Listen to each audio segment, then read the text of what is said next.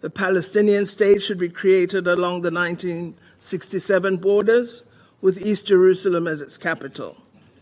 South Africa also joins the urgent calls for an immediate comprehensive ceasefire and that humanitarian corridors should be opened so that aid and other basic services reach all those in need. Most important,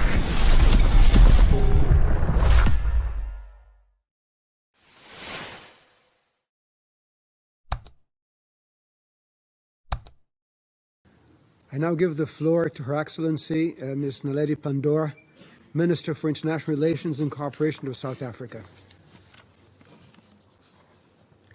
Thank you, Mr. President.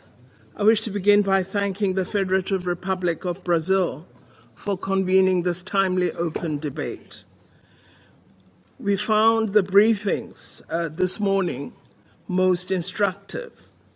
They provided terrible insights into the plight of innocent civilians in Gaza and the West Bank, as well as pointed to the urgent need to ensure the release of Israeli hostages as soon as possible. South Africa agrees with many of today's speakers that the ultimate solution to the conflict is finalizing the question of the two-state solution. We must work hard through the United Nations to create two states, Palestine and Israel, living side by side in peace and security. This must be done in accord with the established UN resolutions on the two-state solution. The Palestinian state should be created along the 1967 borders, with East Jerusalem as its capital. South Africa also joins the urgent calls for an immediate comprehensive ceasefire and that humanitarian corridors should be opened so that aid and other basic services reach all those in need.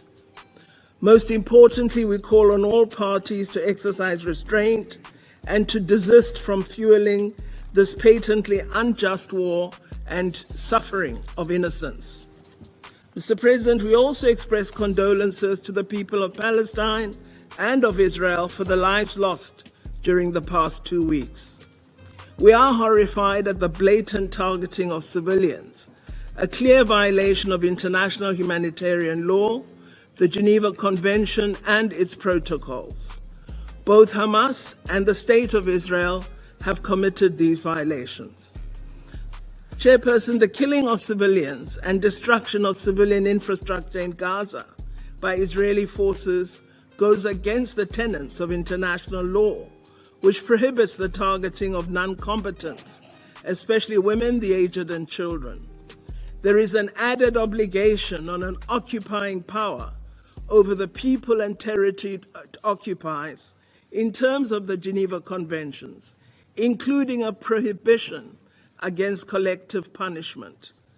This, of course, does not detract from South Africa's concern at the actions of Hamas, which also targeted non-combatants.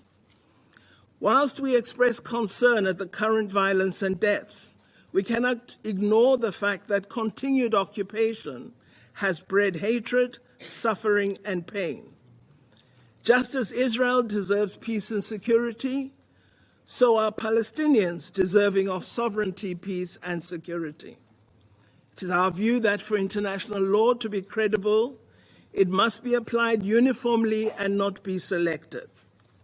Mr. President, in our view, the conflict has again illustrated the inadequacy of our own global organization, this body, the United Nations, and in particular, this Council, which has the mandate of maintaining international peace and security. The Council has clearly not been able over time to prevent conflicts from spiraling into intense violence and harm to ordinary civilians. All of us need to work harder at reforming our organization so that it is more capable of responding in protection of civilians. We all recall that in 1994, a genocide occurred in Rwanda with much of the whole world watching as innocent people were massacred.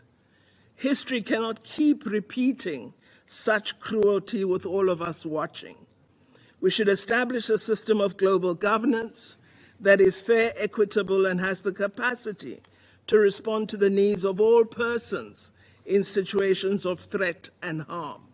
A system that is not just a tool for the most powerful countries of the world, but that provides protection for the most vulnerable. Finally, South Africa is appalled at the Security Council's failure to agree a unified resolution that signals a full commitment to ending killing and suffering.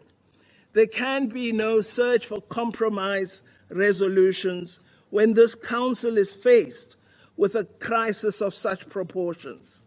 We thus urge the Council to do its work and ensure security and peace for the residents of Israel and of Gaza. I thank you, Chairperson. I thank Her Excellency, Ms. Pandor, for her statement.